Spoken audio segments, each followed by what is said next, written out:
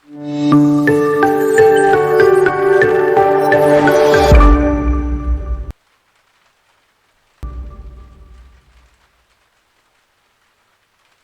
selamat datang di channel Kawan Invest. Di channel ini kita akan membahas seputar dunia investasi, khususnya yaitu investasi saham. Semoga dengan adanya channel ini kita bisa sama-sama belajar dan tentunya channel ini bisa bermanfaat bagi kita semua. Oke, kawan-kawan invest semuanya, sebelum kepada topik pembahasan, saya ingin disclaimer on terlebih dahulu bahwasannya video ini bukan rekomendasi beli ataupun jual suatu saham. Video ini hanyalah sharing analisa pribadi sebagai tambahan referensi kawan invest semuanya. Silakan kalian bisa lakukan analisa kembali secara komprehensif dan lebih mendalam untuk pengambilan keputusan investasi. Segala keputusan investasi baik untung maupun rugi sepenuhnya ditanggung masing-masing. Selamat siang kawan invest semuanya. Hari ini kita ada di tanggal 8 Januari 2022. Pada kesempatan kali ini kita akan menganalisa secara fundamental dan juga nanti ada analisa secara teknikalnya. Kita akan membahas saham Bank Jabar atau BJB. Untuk tema kali ini, pembahasan kali ini yaitu analisa fundamental saham BJBR, second liner rasa blue chip. Mari kita bahas. Pertama dari sisi profilnya terlebih dahulu, saya akan coba memberitahu dan juga menginformasikan bahwasannya Bank BJB ini adalah bank BUMD milik pemerintah Provinsi Jawa Barat dan Banten yang berkantor pusat di Bandung.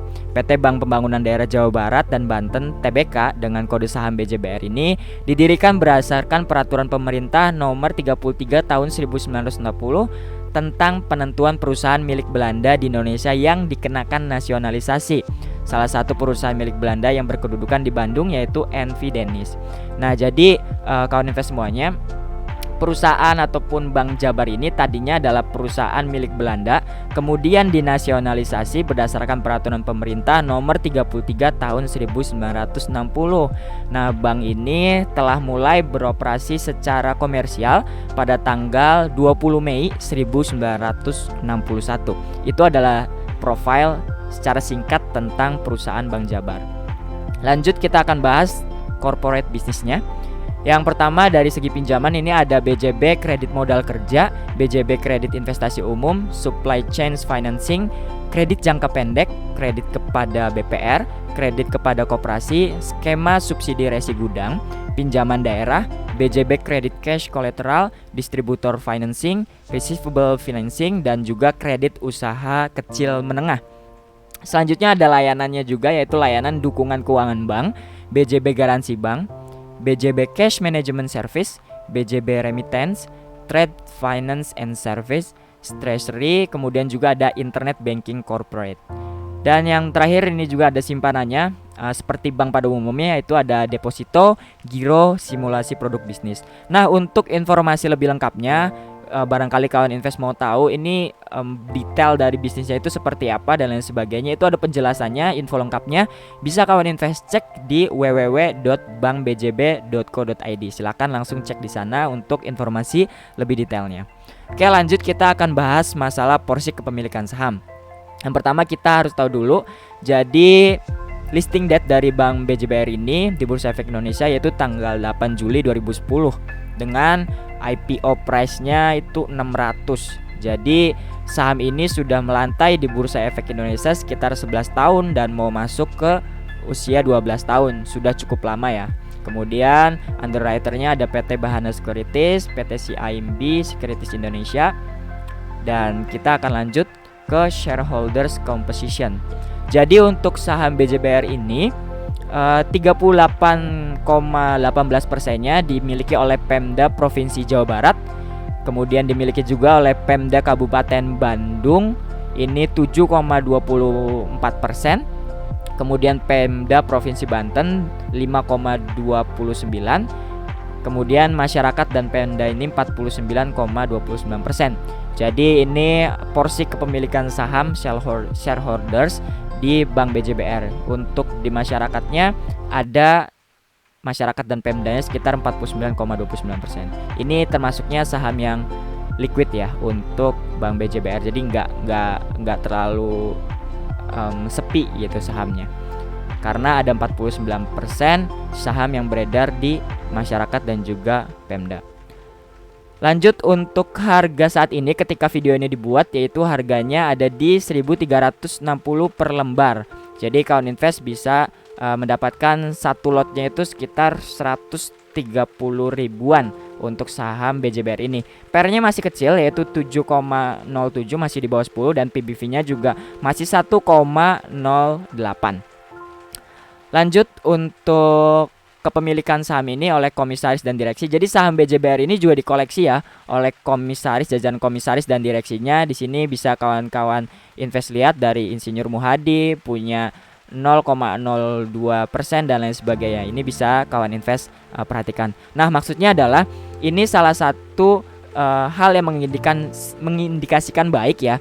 Karena ketika saham itu dikoleksi juga atau dimiliki juga oleh komisaris dan direksi, artinya komisaris dan direksi juga percaya dan memiliki harapan lebih dan apresiasi lebih terhadap saham tersebut. Karena kalau komisaris dan direksi saja mengkoleksi, maka ya bisa dibilang perusahaan ini juga bagus karena komisaris dan direksinya juga percaya untuk mengkoleksi dan berinvestasi di saham BJBR ini. Ini salah satu yang mengindikasikan baik. Kemudian lanjut di sini juga untuk jajaran komisarisnya bisa diinformasikan saja untuk kawan invest semuanya bahwasanya komisaris utamanya ini ada Farid Rahman, komisarisnya ada Fahlino, Muhadi, Dedi, Tubagus, dan dengan direktur utamanya Yudi Renaldi. Direkturnya ada Rio, ada Nia Kania, Suartini, Nancy, Cecep Trisna, dan Teddy Setiawan.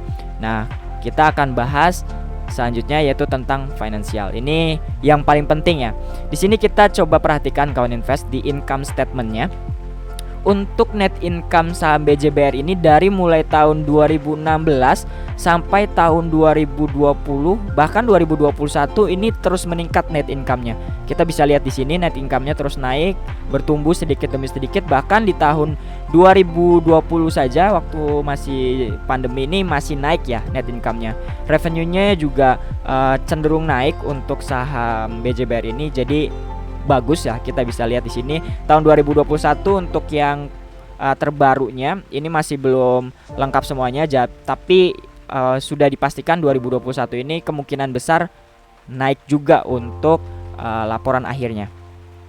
Lanjut untuk balance sheet-nya, kita bisa lihat di sini equity-nya juga terus mengalami pertumbuhan dari mulai setidaknya 5 tahun terakhir dari 2016 sampai tahun 2021. Dengan asetnya juga terus bertumbuh, bagus banget terus bertumbuh, dan juga liabilitasnya juga mengalami terus pertumbuhan. Nah, di sini perlu catatan khusus untuk perusahaan ataupun saham yang bergerak di bidang bisnisnya itu banking, perbankan. Jadi untuk liabilitas ini kita nggak bisa mengira bahwasanya hutangnya terus bertumbuh banyak banget, ini perusahaan berarti jelek, enggak. Jadi kalau misalkan untuk perusahaan perbankan ini ada analisis rasionya tersendiri karena memang liabilitas di sini adalah masuk. Jadi kalau misalkan masyarakat yang menitipkan uangnya di perbankan ini masuknya ke liabilitas, masuknya ke hutang. Jadi tidak bisa semata-mata kita bilang bahwasanya liabilitasnya naik terus berarti ini perusahaan jelek. Karena ini perusahaan perbankan, uang yang dititipkan masyarakat masuknya ke liabilitas seperti itu. Lanjut untuk di sini kita bisa lihat informasinya. Market cap dari Bank BJBR ini 13,33 T. Kemudian dengan salesnya 10,68 T, asetnya totalnya itu 159,26 triliun dengan equity-nya 12,35 triliun dan liabilitasnya 146,86 triliun. Cash flow-nya juga positif 2,41 triliun dan operating profit-nya 1,53 triliun serta net profit-nya yang terbaru ini 1,42 triliun. Semuanya positif secara fundamental. Kita akan bahas lebih mendalam lagi. Lanjut. Nah, di sini kita bisa lihat earning per share. Ini juga satu hal yang sangat menarik dari saham BJBR. Kita bisa lihat dari tahun ke tahun EPS-nya terus mengalami pertumbuhan. Dari mulai tahun 2018, ini 2019 karena pandemi jadi ada penurunan sedikit dari 160 ke 158. Tapi di tahun 2020 naik lagi di 171 EPS-nya. Dan di tahun 2021 diproyeksikan juga naik. Jadi kita bisa lihat dari kuartal per kuartalnya, bandingkan dulu nih yang 2020 dan 2021, ini kuartal 1, kuartal 2 dan kuartal 3 terus mengalami kenaikan. Diproyeksikan kuartal 4 juga akan mengalami kenaikan. Kemudian kita lihat juga di sini dividen per share-nya. Rasio dividennya juga besar ya kawan invest semua. Jadi dividen per share-nya itu yang dibagikan waktu tahun 2020 yaitu 95,74 per lembar saham, yaitu sekitar rasionya yang dibagikan 55,99%. Dividen yield-nya besar ya kawan invest ya untuk saham BJBR ini. Nah, kita lihat lagi di sini dividen per share-nya tadi sudah dibahas yaitu 95,74%, earning per share-nya 192. Nah, book value-nya itu 1256. Jadi PBV satu kalinya itu di harga 1256. Nah, kita perhatikan di sini dividen yield-nya itu 7% ya teman-teman atau kawan invest semuanya, 7,07%. Ini dividen yield-nya termasuknya tinggi untuk saham BJBR. Jadi daripada untuk di deposito ya ini jauh lebih tinggi dividen yield-nya. Seperti itu. Kemudian kita bisa lihat PER-nya juga masih di bawah 10 kali ya, masih tergolong murah kalau secara PER. Kita lihat dari PER dan PBV-nya juga masih 1,08 kali untuk saham BJBR. Lanjut kita lihat dari sisi profitability-nya. Di sini kita perhatikan ROE-nya yaitu 15,30% dan NPM-nya 13,28%. Ini termasuknya juga nggak kecil-kecil banget ya. Jadi wajar aja untuk ROE dan NPM di saham BJBR ini. Likuiditasnya juga kita bisa lihat untuk DER-nya yaitu 1188%. Ini wajar banget karena perusahaan perbankan juga memiliki quick ratio-nya 112,72%. Lanjut kita akan melihat sisi dari laporan laba ruginya. Nah, ini laporan laba rugi terbaru yaitu pada tanggal 30 September tahun 2021. Kita akan coba bandingkan dengan tahun 2020-nya. Di sini perhatikan terlebih dahulu untuk pada tahun 2020-nya yaitu net profitnya ataupun laba bersihnya itu ada di 1,2 triliun. Bertumbuh sekitar 17,5% kawan invest pada tahun 2021 yaitu mencatatkan laba 1,4 triliun. Jadi labanya juga di tahun 2021 ini bertumbuh 17,5% dan itu sangat baik. Nah, di sini juga saya akan lihatkan historis pembagian dividennya setidaknya 5 tahun terakhir ya kawan invest, yaitu dari tahun 2017 sampai tahun 2021. Kita perhatikan di tahun 2017 ini membagikan dividen 89. Tahun 2018 naik pembagian dividennya menjadi 90 dan terus naik menjadi 95. Pada tahun 2022 ini juga nanti saya pikir akan naik ya, karena tadi lihat juga IPS-nya naik, maka biasanya dividen yield-nya juga naik. Nah, tahun kemarin itu 95 ya, kemungkinan tahun depan bisa naik lagi dividen yield-nya. Jadi dividen yield dari perusahaan BJBR ini terus membagikan dividen secara bertumbuh dan yield-nya tinggi kawan invest semuanya. Itu bisa menjadi pertimbangan tambahan untuk kawan invest yang mau masuk ke saham BJBR kalau dilihat dari sisi dividen yield-nya. Seperti itu. Nah, kemudian kita lihat juga dari laporan rasio keuangannya. Di sini ada rasio-rasio khusus untuk perbankan ya kawan invest semuanya. Ini dari rasio tahun 2020 dibandingkan dengan 2021 yang terbaru.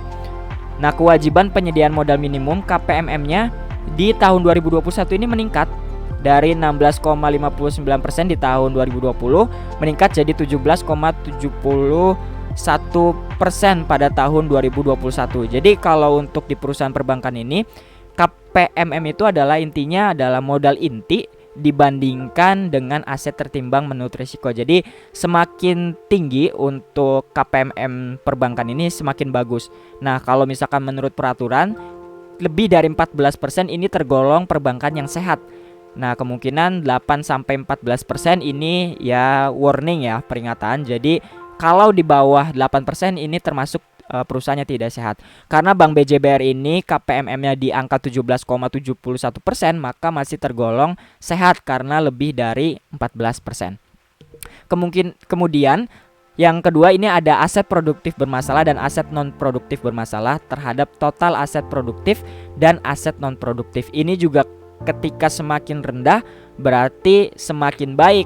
Nah, pada tahun 2021 juga mengalami penurunan dari tahun 2020 ini 1,61% menjadi hanya 0,87%. Kemudian rasio yang ketiga, aset produktif bermasalah terhadap total aset produktif. Ini juga mengalami penurunan dari tahun 2020 1,04% menjadi 0,90%. Cadangan kerugian penurunan nilai CKPN aset keuangan terhadap aset produktif ini juga mengalami penurunan. Jadi semakin rendah semakin baik ya untuk CKPN dari perusahaan perbankan ini. Tahun 2020 yaitu 1,44 turun menjadi 1,43. NPL di sini kita perhatikan juga kawan invest. Nah, ini penting untuk perusahaan perbankan, NPL gross dan NPL net ya. Jadi ini berurusan dengan kredit-kredit ataupun pinjaman-pinjaman yang ada di perbankan itu sendiri. Semakin rendah NPL itu semakin bagus. Berarti kredit macet yang ada di perbankan itu semakin rendah juga. Nah, perusahaan Bank Jabar ini pada tahun 2020 NPL grossnya juga mengalami penurunan menjadi 1,26% dan NPL netnya juga mengalami penurunan menjadi 0,36%. Nah, di sini juga ada rasio ROA dan ROE. Ini juga tentu semakin tinggi ROA dan ROE-nya semakin bagus untuk setiap perusahaan karena semakin profitable berarti. Nah, ini juga ROA-nya mengalami peningkatan dari tahun 2020. Tahun 2021 ini ROA-nya 1,64% dan ROE-nya 17,99%. Net interest margin-nya juga mengalami peningkatan yaitu dari 5,52% menjadi 5,66%. Ini juga bagus ya. Jadi kalau misalkan net interest margin-nya semakin tinggi ya berarti perusahaan itu semakin profitable. Nah, ini kita juga perhatikan rasio BOPO ya, biaya operasional terhadap pendapatan operasional. Nah, untuk BOPO ini jadi biaya operasional ini kita bisa lihat apakah lebih tinggi dari pendapatan operasional apa atau tidak. Nah, rasionya ketika lebih dari 100% berarti biaya operasional perusahaan tersebut ya lebih tinggi daripada pendapatannya. Nah, jadi untuk rasionya ini karena masih di bawah 100% ya berarti masih untung perusahaannya. Jadi biaya operasionalnya masih lebih rendah daripada pendapatan operasionalnya. BOPO-nya juga bagus ya untuk Bank BJBR mengalami penurunan. Berarti perusahaan ini semakin efektif dan semakin efisien juga dalam operasional perusahaannya.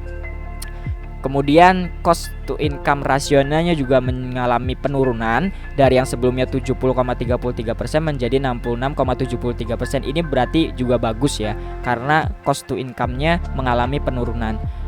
Loan to deposit rasionya juga mengalami penurunan dari yang sebelumnya tahun 2020 yaitu 78,37% menjadi 78,27%.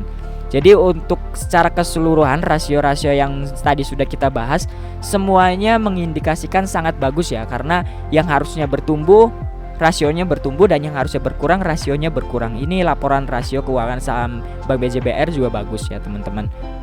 Lanjut. Nah, saya juga akan membacakan kesimpulan. Sebelum itu nanti juga setelah kesimpulan saya akan coba menganalisa secara teknikalnya ya sebagai acuan kawan invest semua untuk mulai masuk ke saham BJBR barangkali mau masuk, dan juga untuk acuan kawan invest yang masih punya saham-saham BJBR apakah masih layak di hold ataupun tidak. Kesimpulan yang pertama, manajemen perusahaan Bank BJBR ini baik ya karena tadi saya tinjau dan lain sebagainya secara manajemen juga nggak ada permasalahan secara hukum dan lain sebagainya. Semuanya manajemen perusahaan dalam kondisi yang baik dan kemudian asetnya juga masih terus bertumbuh. Harga saham masih tergolong murah ya, tadi secara PER juga masih di bawah 10 kali dan PBV-nya juga masih 1 kali ya untuk saham BJBR ini. Dan kemudian laba bersihnya juga masih terus bertumbuh. Lanjut, konsisten membagikan dividen. Ini yang paling penting ya. Dividen yield-nya itu tinggi. Kawan investnya itu sekitar 7%. Jadi jauh daripada pembagian rasio ketika kita menyimpan uang di deposito, yaitu 7%. Ini menjadi pertimbangan kawan invest semuanya ketika mau menginvestasikan di saham BJBR. Seperti itu. Nah, sebelum itu kita coba analisa secara teknikal ya kawan invest semuanya. Di sini saya sudah punya chartnya dari TradingView ini. Kita coba lihat mengamati secara teknikal. Nah, saham Bank Jabar ini punya, sebentar, kita lihat dulu Bank Jabar ini secara chartnya. Nah, secara chartnya ini cenderung mengalami kenaikan ya. Jadi kita bisa lihat di sini untuk saham Bank Jabar ini. Sebentar. Nah, di sini. Ini tahun 2020 ya. Terus mengalami kenaikan dan sekarang juga masih cenderung naik untuk saham BJBR secara jangka menengah ya. Dan secara jangka menengahnya ini masih oke trennya. Nah, kemudian kita coba tarik supportnya di mana sih untuk saham BJBR ini. Nah, support untuk saham BJBR itu ada di area sini, kawan invest. Ini area support untuk saham Bank BJBR. Ya, ini supportnya di sini. Kemudian ada lagi supportnya itu di area sini. Sebentar, saya gambar garis-garisnya dulu ya supaya lebih mudah untuk support-supportnya. Nah, oke. Untuk support saham BJBR ini, ya supportnya itu ada di 1220-an untuk support yang pertama, dan support selanjutnya itu ada di area kisaran 1330-an. Nah, kalau misalkan kawan invest yang sekarang mau masuk ke saham BJBR, saya sarankan sih untuk masuk ke saham BJBR kalau sudah tembus di atas MA50-nya saja, yaitu sekitaran harga 1385, karena sekarang masih berusaha untuk menembus MA50, 100 dan 150-nya. Jadi masih agak berat nih untuk kenaikan saham BJBR. Tapi kalau misalkan kawan invest yang tidak memperdulikan secara teknikal, udah saya mau nabung aja, mau investasi aja, saya cuma mengharapkan dividennya, ya nggak apa-apa, mulai kumpulin aja. Tapi perhatikan saja area-area support yang menjadi toleransinya, yaitu sekitar harga 1220-an. Nah, kalau misalkan kawan invest yang mau investasi mengambil dividennya saja, ya sudah, kumpulkan saja untuk saham BJBR. Tapi kalau misalkan yang mau masuk dan mau mempertimbangkan secara teknikal, nah saran saya bisa masuk ketika sudah breakout di area atas MA50-nya, yaitu sekitaran harga 1380-an di sini. Sebentar, saya tandain dulu ya kawan invest semuanya. Yaitu sekitar harga 1380-an. Sini 1380-an. Nah, di sini 1380-an. Sekarang sedang berusaha untuk naik menembus di angka 1380-an. Itu jauh lebih aman ketika kawan invest masuk setelah breakout di atas MA50-nya. Nah, seperti itu untuk teknikal dari saham BJBR. Nah, kemungkinan untuk resisten terdekatnya ada di mana? Untuk resisten terdekat saham BJBR ini bisa kita lihat di sini. Resistennya ada di sini. Area resistennya di harga 1500-an kawan invest semuanya. Harga 1500-an untuk resisten terdekat saham BJBR. Nah, seperti itu analisa dari saham BJBR. Mudah-mudahan bisa mendapatkan insight tambahan ya untuk kawan invest semuanya. Jadi saham Bank Jabar ini memang untuk investasi cukup oke karena dividennya juga tinggi dan perusahaannya juga baik. Nah, kalau misalkan mau ditradingkan juga boleh, itu balik lagi untuk style kawan invest masing-masing, silakan mau pakai cara yang mana. Baik, itu saja pembahasan secara fundamental saham Bank Jabar. Semoga bermanfaat dan bisa menambah wawasan dan juga menambah pertimbangan untuk kawan invest semuanya. Sampai jumpa di video-video selanjutnya. Kalau misalkan ada yang mau request saham-saham untuk dianalisa baik secara fundamental ataupun secara teknikal, bisa kita diskusi dan komen aja ya di kolom komentar. Nanti kita akan coba dibahas di video-video selanjutnya. Sampai ketemu lagi, sampai jumpa. Salam cuan untuk kita semua.